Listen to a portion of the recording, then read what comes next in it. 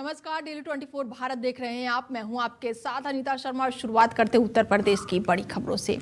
UP से बड़ी जानकारी है, जहां पर धर्मनगरी अयोध्या आज रामलला की प्राण प्रतिष्ठा की दूसरी वर्षगांठ के उल्लास में पूरी तरह से डूब चुकी है और इस ऐतिहासिक अवसर पर आयोजित भव्य धार्मिक अनुष्ठान में भाग लेने के लिए देश के रक्षा मंत्री राजनाथ सिंह और यूपी के मुख्यमंत्री योगी आदित्यनाथ अयोध्या पहुंच रहे हैं। निर्धारित कार्यक्रम के अनुसार रक्षा मंत्री और मुख्यमंत्री अयोध्या पहुंचेंगे और जिसके बाद से रक्षा मंत्री राजनाथ सिंह लगभग 4 घंटे तक रामनगरी में रहेंगे और दोपहर तक कई कार्यक्रमों में हिस्सा लेंगे। तो वहीं रामलला के दर्शन पूजन के साथ ही मंदिर ट्रस्ट द्वारा आयोजित विशेष द्वादशी अनुष्ठान में भी सहभागिता करेंगे और इस दौरे के दौरान मां अन्नपूर्णा के मंदिर पर ध्वजारोहण करेंगे।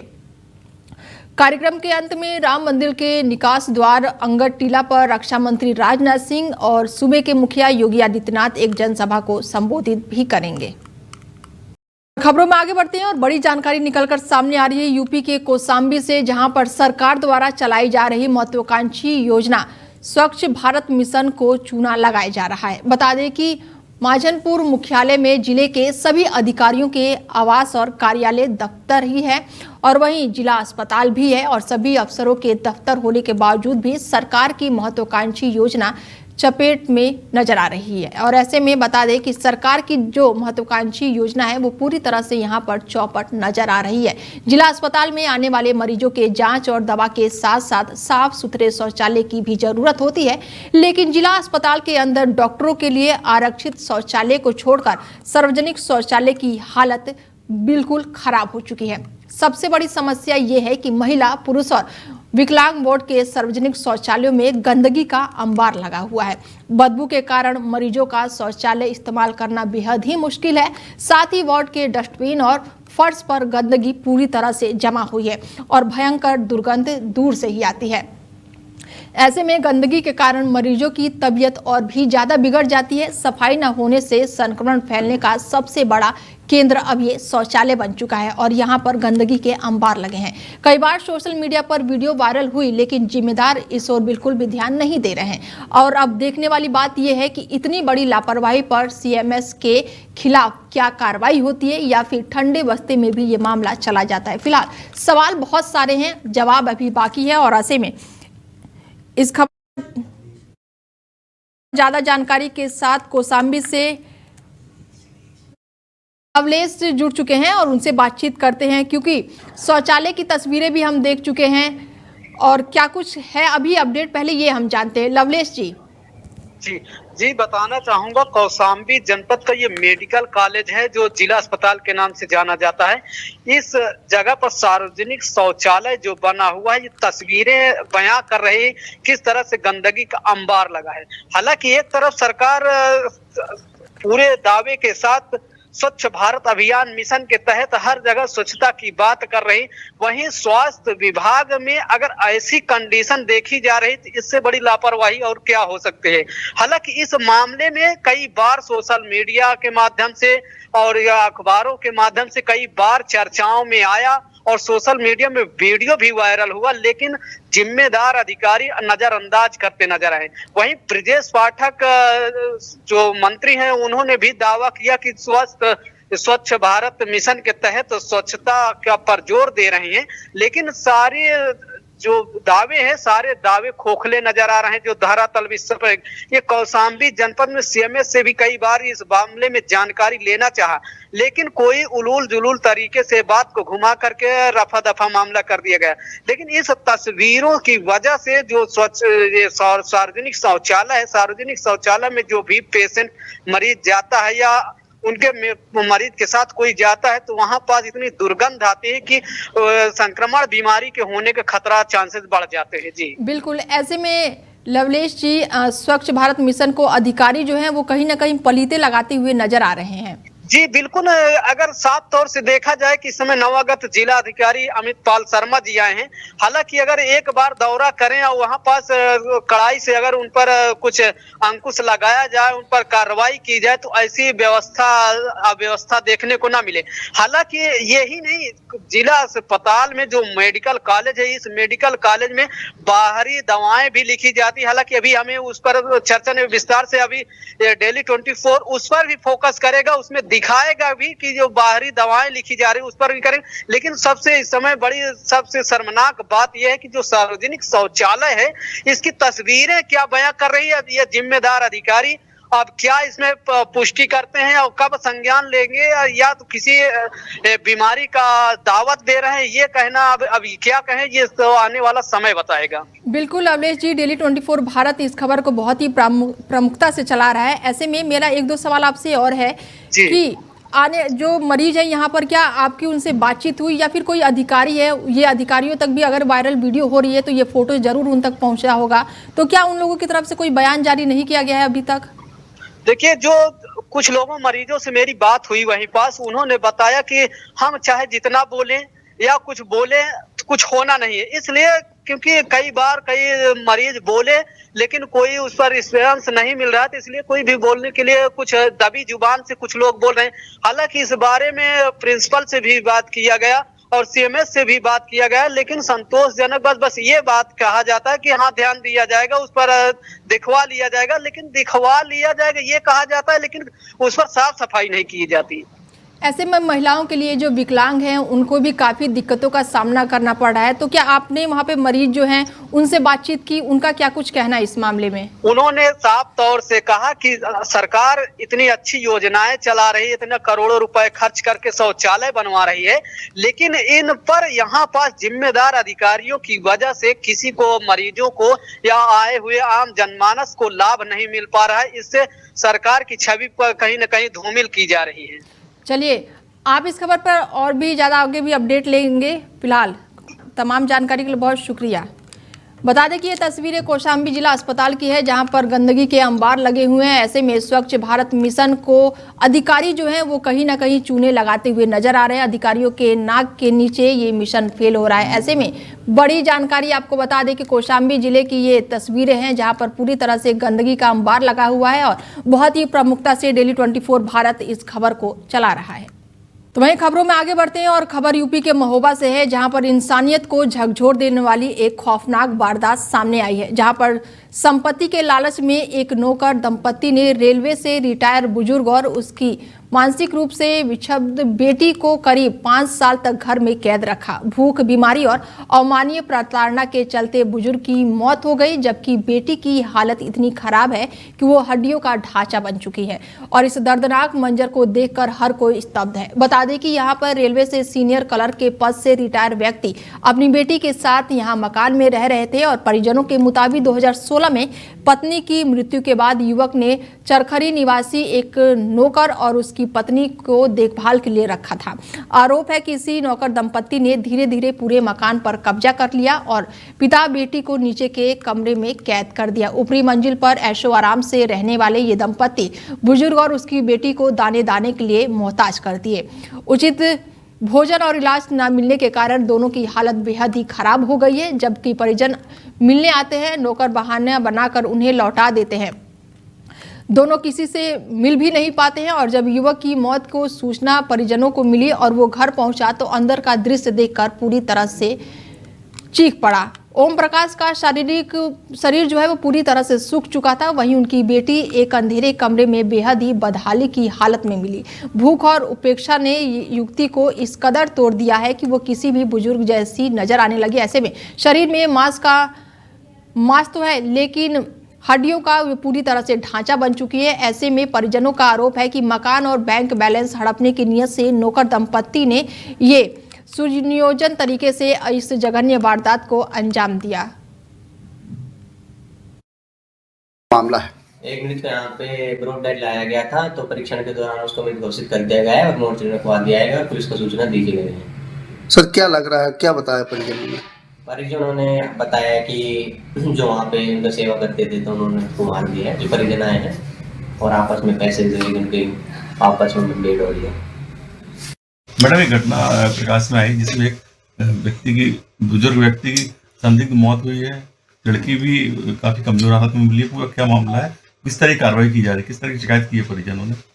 देखिए, कोतवाली नगर क्षेत्र में हिंद टायर वाली गली में एक व्यक्ति थे, उनकी डेथ हुई है और उनकी बच्ची, जिसके विषय में ऐसा बताया जा रहा है कि मानसिक रूप से विक्षिप्त है, वो भी काफी कमजोर अवस्था में मिली है। इस विषय में परिजनों का ये आरोप है कि जो उनके नौकर थे उनके द्वारा ठीक से देखभाल नहीं की गई और उनकी ये स्थिति हो गई। डेथ के बाद जो पीएम हुआ है, पीएम रिपोर्ट में ओम प्रकाश की मृत्यु क्रॉनिक लंग डिसीज से होना आया है और जो भी परिजन आरोप लगा रहे हैं सभी की गहनता से जांच कराई जा रही है। हो गए और 16 में पत्नी उनकी एक्सपायर हो गई और उसके बाद यहाँ आकर वो रहने लगे। हमारे घर रहे 2 साल, फिर उनने अपना जो है मकान बनवा लिया एंटायर गली न्यू महावा सिटी में, सबसे आखिर में। वहाँ खाना बनाने में समर्थ थे, पत्नी एक्सपायर हो चुकी थी, बच्ची जो है माइंड से अपसेट थी, इसलिए खाना बनाने के लिए रखा गया था इनको, राम प्रकाश कुशवाहा जी को और इनकी पत्नी को। फिर धीरे धीरे ये अपना जो है उस पर कब्जा करने लगे मकान में लालच की उससे, और वो इस स्थिति में आ गए कि इलाज के लिए अस्पताल एक बार दिखाया, मात्र एक बार गए, दोबारा हमने कहा जाकर कि दोबारा नहीं गए। इस स्थिति में ला दिया कि वो आज ये स्थिति है कि वो उठ के बैठ नहीं पाती, उठ के बैठालना पड़ता है और बाजार जाने के लिए आदमी 1 घंटा 2 घंटा लगता है। ये 1 बजे के निकले, शाम को 6 बजे 7 बजे आते हैं, बाहर से ताला लगा है। एक आदमी इस स्थिति में है कि वो खुद नहीं बता सकता, इनको ताला लगा के जाना चाहिए और रात में ख़त्म हो गए हैं। और हमारे परिचित के बिलवई चुंगी में राजू महाराज रहते हैं, उनके दामाद इनके बगल में रहते, हमारे बड़े भाई सबको, उनको तुम बता रहे हो कि बाबूजी खत्म हो गए और हमको सवेरे 6 बजे बता रहे हो कि बाबूजी की बोली नहीं निकल रही, आँख ही खुल रही, हाथ पाँव चल रहे। कैसे झूठा क्यों बताया जा रहा है? वहीं यूपी के बिजनौर में खनन से भरे डंपर ने ट्रैक्टर ट्रॉली में टक्कर मार दी। तेज टक्कर लगने से ट्रैक्टर चालक सड़क पर ही गिर पड़ा। बताया जा रहा है कि कोटद्वार मार्ग पर नियमों को चाक कर रखकर खनन किया जा रहा था और खनन के संचालक किसी भी तरह की कार्रवाई से बिना डरे खनन करवा रहे हैं और इसी के चलते एक तेज रफ्तार डंपर ने जा रहे ट्रैक्टर को रौंद दिया, जिसके बाद से चालक मौके से फरार हो गया। वहीं ट्रैक्टर, बता दें कि पुलिस ने फिलहाल शव को कब्जे में ले लिया। वहीं खबरों में अब आगे बढ़ते हैं और खबर जो है अब बुलंदशहर से है, जहां पर बुलंदशहर में तमंचे पर डिस्को कराते हुए युवक का वीडियो वायरल हुआ है। बता दें कि यहां पर घर में बेड पर रखे कारतूस और हथियार के साथ युवक के फोटो वीडियो वायरल हो रहे हैं। वहीं वायरल फोटो में युवक की ओर से आपत्तिजनक पोस्ट और अभद्र भाषा के वायरल हो रही है और ये वीडियो 18 सेकंड का बताया जा रहा है, जिसमें युवक अवैध तमंचे के साथ नजर आ रहा है। मामले पर सख्ती के भी कयास लगाए जा रहे हैं। ऐसे में वीडियो सोशल मीडिया पर तेजी से वायरल हो रही है। फिलहाल पुलिस मामले की जांच पड़ताल में जुटी हुई है। यूपी के पीलीभीत में कोडीन युक्त कफ सिरप की अवैध बिक्री पर मुकदमा दर्ज किया गया है। बता दें कि बरेली में हुई पहले छापेमारी के बाद से पीलीभीत से मामला सामने आया है, जिसके चलते यहां पर छापेमारी की गई और इस दौरान ड्रग इंस्पेक्टर ने नोटिस दिया, जिसके बावजूद भी अभिलेख नहीं दिया गया है और जिसके बाद से इंस्पेक्टर ने मुकदमा लिखवाया। अवैध निरीक्षण, औषधि निरीक्षण के इस कार्रवाई से मेडिकल स्वामियों में फिलहाल हड़कंप मचा हुआ है। खबर पीलीभीत से है, जहां पर कोडीन सिरप बिक्री पर अब मुकदमा दर्ज किया गया है और बरेली के बाद अब लगातार कई जगहों पर छापेमारी देखने को मिल रही है।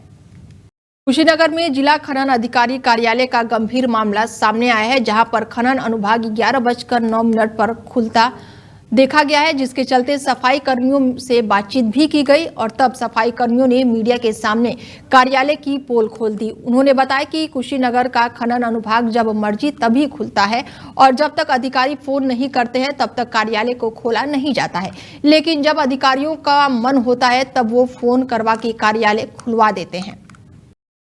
जालौन में पंप कर्मी का शव संदिग्ध परिस्थितियों में मिला है। सड़क किनारे पानी भरे खेत में शव मिला है और शव मिलने के बाद से इलाके में सनसनी फैल गई है। बताया जा रहा है कि पेट्रोल पंप कर्मी सोमवार से लापता था, जिसके चलते उसका आज सुबह खेत में शव मिला है और इसके बाद से लगातार इलाके में हड़कंप मचा हुआ है। परिजनों ने शंका जताई है कि युवक की हत्या के बाद शव को फेंका गया है और घटना के बाद से स्थानीय पुलिस मौके पर पहुंची है, जिसके बाद से पुलिस अब हर एंगल से इस मामले की जांच पड़ताल में जुटी हुई है। घटना सुबह 11 बजे पापा घर से निकले हैं कल सुबह। क्या नाम है पापा का? पापा का बसंत कुमार पाल।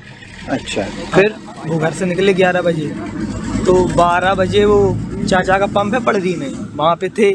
12:20 पे उन्होंने एक आदमी है देवेंद्र नदी गाँव, देवेंद्र यादव नदी गाँव, उसको पंचानन चौराहे पे छोड़ा है। हाँ, उसके बाद से उनका पता नहीं है। मोबाइल हम लोगों ने कॉल किया है तो मोबाइल स्विच ऑफ जा रहा था, और तभी से हम लोग ढूंढ रहे हैं। लगभग हम लोगों ने 12 बजे रात तक देखा है, तब पूरा रास्ता छाना, कहीं कुछ नहीं मिला। और अभी अचानक से यहाँ पर बॉडी मिली है। सुबह 7 बजे हमारे 100 नंबर में किसी का फ़ोन आया था हमारे पास, तो किसी से लड़ाई बड़ाई वगैरह कुछ नहीं है। जो कुछ है पंप का मैटर ही है ये। पंप करके मारपीट हुई थी? क्या लग रहा है आपको इसमें? हाँ, मुझे ऐसा ही कुछ मारपीट का कुछ लग रहा है। नहीं, ऐसा आपको क्या लग रहा है? ये एक्सीडेंट है कि नहीं, ये मर्डर है, एक्सीडेंट नहीं है। क्योंकि गाड़ी का मुँह इस तरफ है और पापा का मुँह इस तरफ है। कितनी दूरी पे मिला है? ना दारू, कुछ गुटखा उटका कुछ नहीं खाते। और एक ग्लव्स ऊपर है, पेड़ के ऊपर है, और एक हेलमेट भी नहीं टूटा, कहीं स्क्रैच भी नहीं है। हाँ, मोटरसाइकिल में गुम्मा भी गलाई हुई है। तो वहीं यूपी के बलिया में अनुशासन, शारीरिक फिटनेस और पुलिस बल में एकता रूपता बनाए रखने के उद्देश्य से आज रिजर्व पुलिस लाइन में साप्ताहिक परेड का आयोजन किया गया। पुलिस अधीक्षक बलिया ओमवीर सिंह के निर्देश में आयोजित इस परेड में अपर पुलिस अधीक्षक दिनेश कुमार शुक्ला ने सलामी ली और निरीक्षण किया। बता दें कि पुलिस कर्मियों को मानसिक और शारीरिक रूप से चुस्त दुरुस्त रखने के लिए परेड की शुरुआत में दौड़ कराई गई, और ऐसे में दिनेश कुमार शुक्ला ने खुद परेड का निरीक्षण कर पुलिस बल को टर्न आउट को परखा। उन्होंने स्पष्ट किया कि पुलिस बल का फिट रहना जनता की सुरक्षा के लिए पहली प्राथमिकता है। परेड के दौरान जवानों को टोलीवार ड्रिल करवाया गया और विशेष रूप से जिले में शांति व्यवस्था बनाए रखने और किसी भी आपात स्थिति या फिर दंगों जैसी परिस्थितियों से प्रभावी ढंग से निपटने के लिए दंगा निरोध उपकरणों के साथ अभ्यास भी किया गया। संभल जनपद में सोशल मीडिया रील का खुमार इस कदर सिर चढ़कर बोल रहा है कि मर्यादाएं भी टूटती हुई नजर आ रही हैं। रील बनाने के शौक में डूबी एक महिला ने सरकारी अस्पताल जैसे संवेदनशील स्थानों को ही अपना शूटिंग लोकेशन बना डाला। मामला गुन्नार समुदाय स्वास्थ्य केंद्र का बताया जा रहा है, जहां पर महिला बेखौफ होकर अस्पताल के कैंप में रील बनाती नजर आई है। हैरानी की बात यह है कि रील बनाते समय ना तो अस्पताल की गरिमा का ध्यान रखा गया है और ना ही वहां पर इलाज के लिए पहुंची मरीजों की परेशानियों को देखा गया है। रील बनाने का ऐसा जुनून कि इलाज के माहौल में भी कैमरा ऑन रहा और मरीज और तीव्रदार असहज होते रहे। ये पूरी घटना किसी ने कैमरे में कैद कर ली, सोशल मीडिया पर वायरल कर दी है, जिसके बाद से वीडियो तेजी से वायरल हो रहा है। और अब सवाल ये उठ रहा है कि क्या सरकारी अस्पताल मनोरंजन और रीलबाजी के लिए है, और क्या अस्पताल प्रशासन की जिम्मेदारी नहीं बनती कि ऐसे मामलों पर सख्ती बरती जाए। सोशल मीडिया पर वायरल इस रील ने एक बार फिर से सोचने पर मजबूर कर दिया है कि रील का शौक जब जिम्मेदारी पर भारी पड़ जाए तो उसका खामियाजा आम जनता को भुगतना पड़ता है। कानपुर के रेलवे ग्राउंड में हुई पेट्रोल पंप सेल्समैन की हत्या का बड़ा खुलासा हुआ है। बता दें कि पुलिस ने 12 घंटे में ही 2 हत्या आरोपियों को अरेस्ट कर लिया है। बताया जा रहा है कि युवक ने अपने उधारी को जब 500 रुपए मांगे तो वो उस पर भारी पड़ गया और रुपए मांगने पर शराब में धुत दोस्त ने पहले तो गाली गलौज की और जिसके बाद से कपड़े उतारकर बेल्टों से पीटा। फिर नशे में धुत दोस्त ने सिर में ईंट मारकर युवक की हत्या कर दी। वहीं मामले की जांच में जुटी पुलिस ने अब तक 2 हत्या आरोपियों को गिरफ्तार करके जेल भेज दिया है। पुलिस ने हत्या में उपयोग की गई ईंट को भी बरामद कर लिया है, जिसके बाद से डीसीपी ने प्रेस कॉन्फ्रेंस करते हुए जानकारी साझा की है। देखिए, कल मॉर्निंग में थाना गोविंद नगर को यूपी 112 के माध्यम से सूचना प्राप्त हुई कि रेलवे ग्राउंड में एक डेड बॉडी पड़ी हुई है और उसके पास में एक बाइक भी खड़ी हुई है। इस सूचना पर थाना गोविंद नगर की टीम, फॉरेंसिक की टीम एवं सभी अधिकारियों द्वारा घटनास्थल का निरीक्षण किया गया। मौके पे जो बाइक मिली थी, उस बाइक के माध्यम से इस मृतक के परिजनों के नंबर ट्रेस हुए और उसके आधार पर इन परिजनों को सूचना दी गई थी। परिजनों ने आकर के शव की पहचान की, जिसका नाम राहुल अवस्थी पुत्र राम प्रकाश, जो मूल रूप से वैसे तो नरवल के रहने वाले थे, लेकिन वर्तमान में यहाँ बसंत विहार थाना क्षेत्र में संजय गांधी नगर में आवासित थे। ये लड़का राहुल अवस्थी एक रमईपुर में पेट्रोल पंप पे पूर्व में सेल्स बॉय का काम करता था और यह अत्यधिक शराब पीने की इसकी शिकायत थी, जिसके कारण इसको वहाँ से नौकरी से निकाल दिया गया था और ये वर्तमान में करीब 10 दिन से अपने घर पे ही रह रहा था। इसके मित्र कामता शर्मा और कामता शर्मा का ही एक भतीजा मोहित शर्मा, ये लोग प्रायः इनका 3-4 का एक ग्रुप था और ये लोग शराब पीते थे और 2 दिन पहले शराब पीने के दौरान ही इनकी गाली गलौज हुई थी और अभियुक्तों का यह आरोप है कि मृतक ने उनको मां बहन की गालियां दी और काफ़ी अपमानजनक व्यवहार उसके साथ किया था। इसी से ये लोग उससे नाराज़ थे। पुनः जब परसों की रात में ये लोग शराब पिए, लगभग 10:30 और 11 बजे के आसपास में इन्होंने 3 जगहों पे शराब पी थी और जब ये लोग अत्यधिक नशे में हो गए तो फिर बाइक जो कि मृतक की थी उसी से ये लोग रेलवे ग्राउंड में आए हैं और इसको जो है वहाँ पर पहले तो बेल्ट से मारा और उसके बाद जब उससे लगा कि इससे इसकी मृत्यु नहीं होगी तो फिर वहाँ पर जो ईंट पड़ी थी उस ईंट से इसके सिर पर प्रहार करके इसकी हत्या कर दी और अब मृतक और उसकी बाइक को वहीं छोड़ करके ये लोग फरार हो गए। देखिए, पीलीभीत पुलिस को बड़ी सफलता हाथ लगी है। बता दें कि जहां पर पुलिस ने मुखबिर की सूचना पर हिस्ट्री सीटर बदमाश को गिरफ्तार कर लिया है। जानकारी के अनुसार हिस्ट्री सीटर के ऊपर 15 से ज्यादा मुकदमे दर्ज थे और साथ ही पुलिस ने बदमाशों के पास से एक अवैध तमंचा भी बरामद किया है। वहीं पुलिस ने बदमाश को गिरफ्तार करके फिलहाल जेल भेज दिया है। बड़ी कार्रवाई पुलिस को देखने को मिल रही है। जहां पर बदमाश के ऊपर कई मुकदमे दर्ज थे तो वहीं पुलिस ने अब बड़ी कार्रवाई करते हुए बदमाश को जेल भेज दिया है। कानपुर में चोरी की वारदात लगातार बढ़ती ही जा रही है, जिसके चलते प्रधान के घर में रात में सीढ़ी लगाकर घुसे चोरों ने चोरी की घटना को अंजाम दिया है। चोरों ने 3 लाख कैश सहित सोने चांदी के जेवरात पर हाथ साफ किया है। वहीं पुलिस टीम ने तुरंत ही कार्रवाई करते हुए हमीरपुर के रहने वाले 2 शातिर चोरों को गिरफ्तार कर लिया है। दोनों आरोपी रिश्तेदारी के बहाने इलाके में आकर घरों की रेकी करते थे और जिसके बाद से रात में मौका देखकर चोरी की वारदात को अंजाम देते थे। पुलिस ने आरोपियों के कब्जे से करीब 2.5 लाख रुपए नगद, 50 ग्राम सोना, 250 ग्राम चांदी और 3 चांदी के सिक्के बरामद किए हैं। दोनों आरोपियों पर पहले से ही करीब आधा दर्जन मुकदमे दर्ज हैं। वहीं आरोपियों ने बता दें कि चोरी की वारदात को भी कबूल लिया है। तो पुलिस ने पूरी जानकारी प्रेस कॉन्फ्रेंस करते हुए साझा की है। सजेती थाना क्षेत्र में 2 दिन पूर्व ग्राम नादुलपुर में एक राम प्रताप सिंह हैं जो गांव के प्रधान भी, इनके घर में जब ये लोग घर के अंदर में सो रहे थे तो 2 चोर इनके घर पे सीढ़ी लगा करके अंदर घुसे थे और इनकी लगभग 3.5 लाख का कैश और कुछ गोल्ड और कुछ सिल्वर की ज्वेलरी चोरी करके ले गए थे।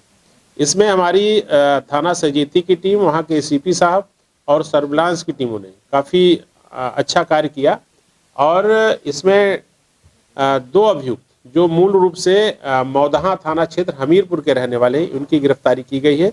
उनके नाम बिंदादीन और कैलाश निषाद हैं, जिनकी यहाँ पर रिश्तेदारियाँ हैं। ये लोग रिश्तेदारियों में यहाँ आते थे और उसी के माध्यम से इस इलाके में जो घर के बाहर के मकान होते थे उनकी रेकी करते थे और फिर रात में चोरी करते थे।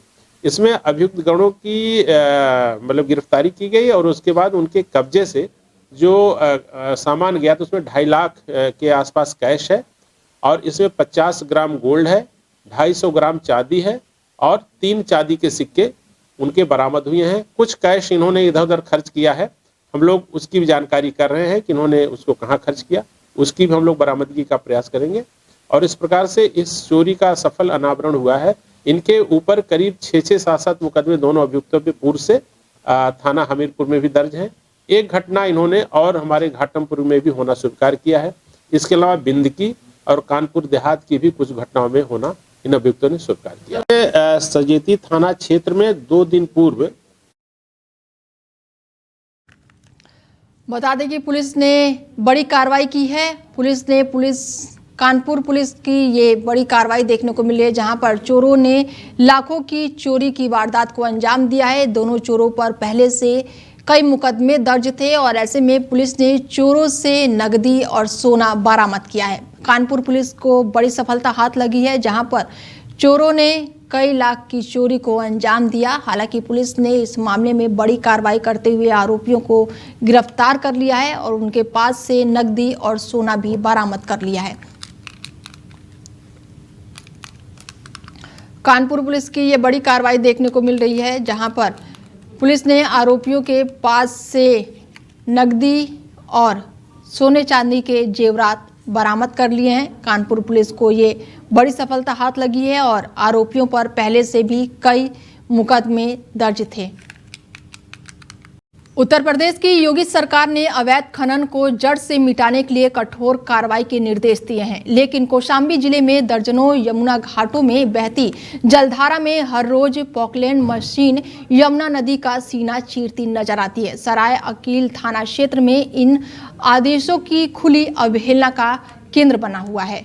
नंदकापुर, मल्हीपुर और साथ ही दर्जनों घाट के सामने आए जीपीएस वीडियो ने जिला प्रशासन के उन दावों की पूरी तरह से ध्वस्त कर दिया है जिसमें खनन पर पूर्ण अंकुश की बात कही जाती है। सोशल मीडिया पर प्रसारित हो रहे वीडियो में स्पष्ट देखा जा सकता है कि यमुना की पवित्र जलधारा के बीच पॉकलैंड मशीनें सीना तान कर अवैध खनन कर रही हैं और ये न केवल नेशनल ग्रीन ट्रिब्यूनल के नियमों का खुला उल्लंघन है, बल्कि सुप्रीम कोर्ट द्वारा जलधारा में मशीनों ने उतारने के आदेश को सीधी अवमानना भी। ऐसे में वीडियो में दर्जन भर और साथ ही कई जगहों पर प्रशासन के सामने एक असहज चुनौती पेश कर रही है। और अब सवाल ये उठता है कि जब डिजिटल साक्ष्य खुद चिल्लाकर हकीकत बयां कर रहे हैं तो विभागीय अधिकारी इसे देखने में असमर्थ क्यों हैं। और इस खबर पर ज्यादा जानकारी के साथ लवलेश कुमार हमारे संवाददाता जुड़ चुके हैं और उनसे जानते हैं कि क्या अभी तक कोई कार्रवाई हुई है या नहीं हुई है, क्योंकि खुलेआम अवैध खनन का मामला सामने आया है। लवलेश जी बताना चाहूंगा, कौशाम्बी जनपद में ये बालू जो कि यमुना नदी की बहती जलधारा से भारी पुकलैंड मशीनों से इस तरह से अवैध खनन हो रहा है। जिस तरह से ये खनन हो रहा है, वीडियो साफ तौर से वायरल हो, लगातार कई दिनों से वायरल हो रहे हैं और एक घाट पे नहीं दर्जनों घाटों में ऐसे ही वीडियो वायरल लगातार, कहीं आज कहीं दूसरे घाट का तो कल कहीं दूसरे घाट का। इसी तरह ये नंदा कपुरवा है, भखंदा है, कटैया है, ऐसे कई अन्य घाट हैं जहां पास लगातार वीडियो वायरल हो रहे हैं। हालांकि इस बारे में खनन अधिकारी अभी तक पुष्टि संज्ञान में लेकर कोई पुष्टि नहीं किया कि कोई कार्रवाई की गई हो। हालांकि जब कोई फोन करता है या पूछा जाता है तो यही आश्वासन दिया जाता है कि फला घाट पे यहाँ पास गए, ऐसा कोई साक्ष्य नहीं मिला, ना तो कार्रवाई की कोई बात नहीं होती। जबकि इस मामले में खनन अधिकारी से कई बार बात किया गया तो सिर्फ यही कहा जाता है कि वीडियो वायरल है, वहां पर दिखवा लिया जाएगा, लेकिन दिखवाने का सिर्फ हिदायत दी जाती है और साफ तौर से कहा जाए तो ये कोरा कागज में अपना कार्रवाई की जाती है, लेकिन धरातल पर कार्रवाई नहीं देखने को मिलती है। जी ऐसे में लवलेश जी, ये वीडियो वायरल हो रही है, इसके बाद भी कोई कार्रवाई नहीं हो रही है, पर यहाँ पर तो बड़ा सवाल उठ रहा है कि कार्रवाई नहीं होने का, क्योंकि नियमों का खुला उल्लंघन हो रहा है। जी बिल्कुल बताना चाहें, क्योंकि एक तरफ सख्त आदेश है योगी सरकार का कि ऐसे जो कि अवैध खनन है इन पर कड़ी त्वरित कार्रवाई की जाए, लेकिन यहाँ पर कौशाम्बी जनपद में इसके विपरीत देखने को मिल रहा है। हालांकि अगर बात की जाए तो वहां पर जिस तरह से भारी पुकलैंड मशीनें वहां पहुंचती हैं, यहाँ पर जिला प्रशासन और पुलिस प्रशासन पर सवाल खड़े हो रहे हैं कि इतनी भारी भरकम मशीनें वहां जाती हैं, क्या जिला प्रशासन और पुलिस प्रशासन क्या करता है। और दूसरी बात, लोगों में ये भी चर्चा है कि इतनी मतलब अवैध खनन होती रातों भर, इतनी डंपर है या ट्रैक्टर के सैकड़ों ट्रैक्टर और डंपर यहाँ से गुजरते हैं, तो क्या पुलिस प्रशासन की नींद कहाँ खो जाती है। यदि अगर वो सही है, सही मायने में खुदाई होती है तो रात ही में आखिर क्यों, रात में ही बहती जलधारा में भारी मशीनों से पुकलैंड की खुदाई क्यों, लोगों में ऐसी चर्चाएं हैं। हालांकि अगर एक बात और कही जाए कि जो लोग गंगा मैया और यमुना मैया के नाम पर राजनीति करते हैं, वो लोग इस पर बोलने के लिए आखिर क्यों नहीं सामने आते, असहज नजर आते हैं। बड़ी चुनौतियों को सामना लोग कर रहे हैं और बड़ी चुनौती भी है। बिल्कुल लवलेश जी, अगर वीडियो वायरल हो रही है और पुलिस की हम कार्रवाई की बात करें तो क्या पुलिस की तरफ से अभी इस पर कोई भी ठोस कार्रवाई नहीं देखने को मिल रही है? जी बिल्कुल बताना चाहेंगे, लोगों में ये भी चर्चा है कि अगर जैसे ही ये वीडियो वायरल होता है तो तब तक में वहां पास बैठे अधिकारियों के पास नुमाइंदे कुछ होते हैं, जैसे अधिकारी वहां से चलते हैं तो उस जगह में जाते हैं देखने के लिए जहां पास ऐसी स्थिति नहीं होती, या तो उस जगह में होते जाते हैं जहां सेटिंग नहीं होती। दो ही तरीके से अब जहां जाते जाते जब अधिकारी जाते हैं या तो वहां पास देखते हैं या तो हटा दी जाती है मशीनें, और या तो उस जगह देखने जाते हैं, फोटो खींच के भेज दिया जाता है कि जहां पास मशीनें नहीं चल रही होती है। दो कारण से होती है, इस वजह से कार्रवाई देखने को नहीं मिलती। और जिस तरह से ये वीडियो वायरल हो रहा है, किसी पर आज तक न तो जो पट्टा धारक का पट्टा रद्द किया गया, ना तो पुकलैंड मशीनों को निरस्त सीज किया गया, ताकि कोई बड़ी कार्रवाई देखने, ऐसी कोई कार्रवाई सामने नजर नहीं आती है। जी चलिए, तमाम जानकारी के लिए बहुत शुक्रिया लवलेश जी। फिलहाल बुलेटिन में मेरे साथ इतना ही। बने रहिए आप हमारे साथ और देखते रहिए डेली 24 भारत। नमस्कार।